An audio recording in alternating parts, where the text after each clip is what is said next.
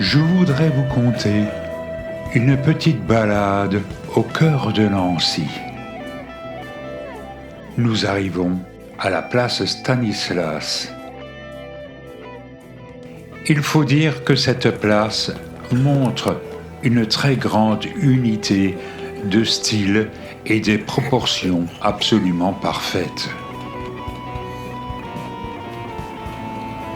Je vais vous lire ce qu'en dit la ville de Nancy. En 1755, du vin coule aux fontaines quand Stanislas inaugure une des plus belles places du monde, faisant de Nancy la ville aux portes d'or. Cette place mérite le voyage à elle seule et a été classée monument préféré des Français en 2021. Elle fait partie d'un ensemble du XVIIIe siècle classé au patrimoine de l'UNESCO en 1983. Elle est composée de 3 places, dont les places de la Carrière et d'Alliance et l'Arc de Triomphe. Le dernier duc de Lorraine réalise un programme d'urbanisme complet visant à relier les villes vieilles et villes neuves de Nancy.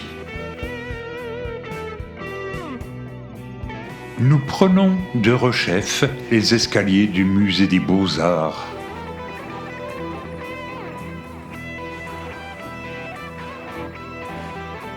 On nous conseille de commencer notre visite au 2e étage. Nous commençons par les peintures de la Renaissance, c'est-à-dire du XIVe au XVIe siècle, et de passer devant un triptyque de Wilhelm Stetter. Puis c'est au tour de la belle Hélène d'être enlevée par les Troyens. Il y a les mimiques intéressées des conteurs d'argent. Autre peinture de Wilhelm Stetter, Ecce Homo, où l'on présente au loin Jésus à la vindicte populaire. Là, c'est le romantisme avant l'heure qui nous interpelle dans ces paysages oniriques. Au même étage, nous admirons des œuvres du Rubens comptant Jésus marchant sur l'eau, mais aussi Jonas jeté à la mer. Georges de la Tour nous montre une femme qui écrase une puce entre ses pouces.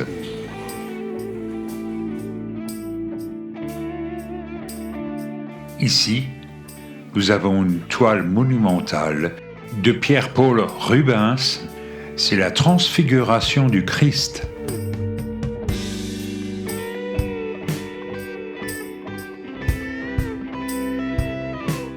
Paysage onirique de Claude Gelée, dit le Lorrain. Je passerai très vite sur les natures mortes que je n'aime pas particulièrement.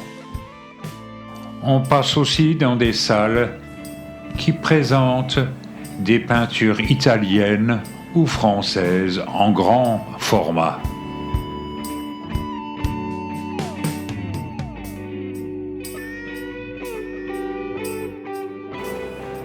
Des toiles passant d'idylles les plus charmantes aux beuveries les plus triviales.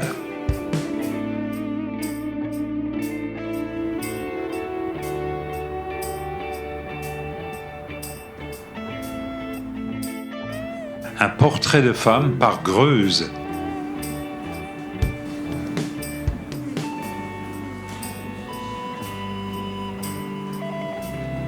La bataille de Nancy par Eugène Delacroix, là même où Charles le Téméraire a perdu la vie, en face des troupes de Louis XI.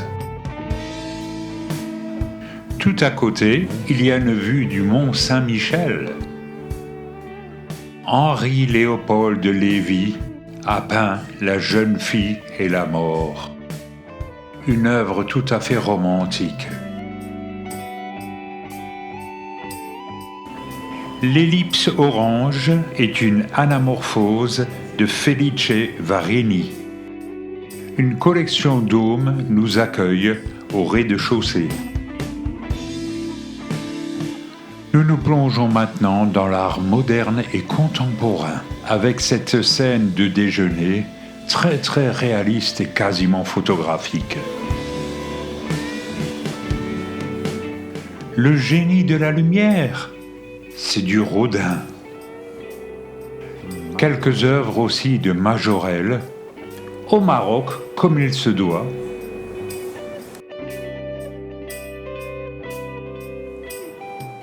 Picasso est présent aussi, ainsi que Modigliani.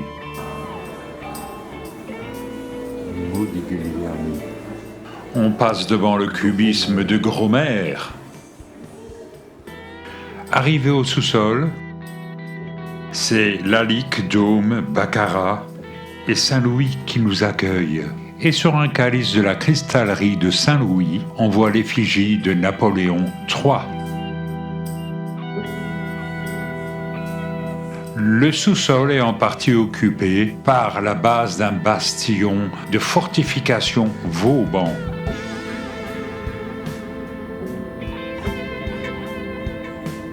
Après avoir contourné l'ouvrage militaire, nous sommes en admiration devant les collections Dôme, Majorelle et les autres artisans de ce qu'on appelle l'école de Nancy de l'art nouveau.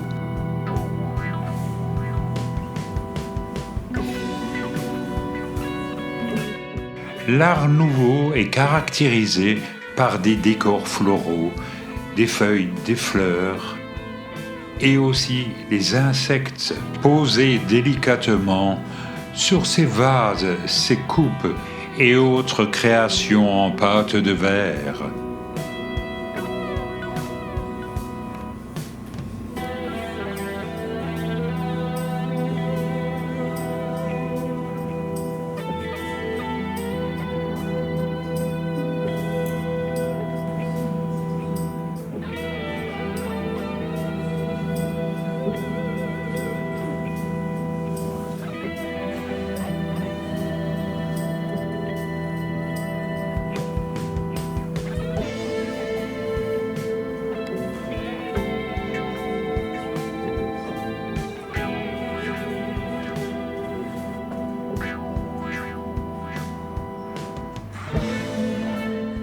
Au fond de la salle, l'art nouveau fait place à l'art déco, où la hardiesse des formes joue avec la lumière.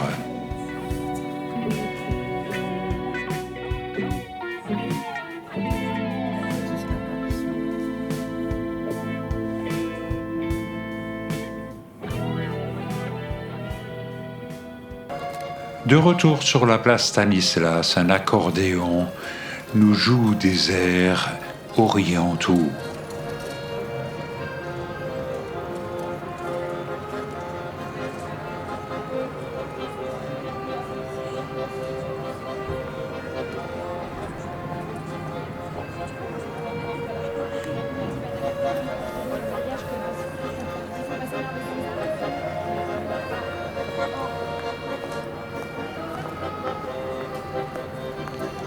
Et de saluer Stan au passage.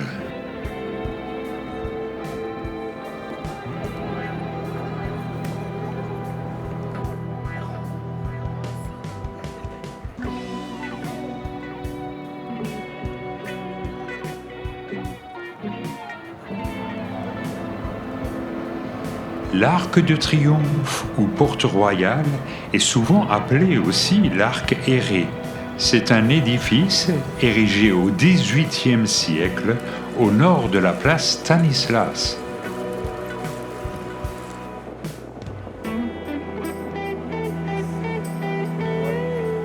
Un miroir en hémisphère renvoie une image anamorphotique du cadreur. Saint-Èvre est une église de style néo-gothique.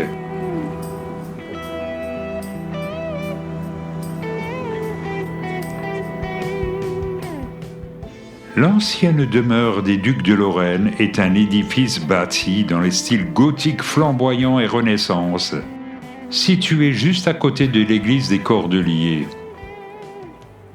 Le palais fut la résidence des ducs de Lorraine durant la Renaissance et jusqu'à la période classique, où la cour de Lorraine fut transférée au château de Lunéville. La porte de la Craffe, c'est un imposant vestige de fortification médiévale érigé au XIVe siècle au nord de la vieille ville. L'édifice est constitué d'une tour centrale carrée, flanquée elle-même de deux grosses tours rondes plus élevées. On remarquera que le mâchicoulis gothique est tourné vers l'intérieur de la ville. Nancy, ville d'art et de culture, méritait vraiment d'être visitée.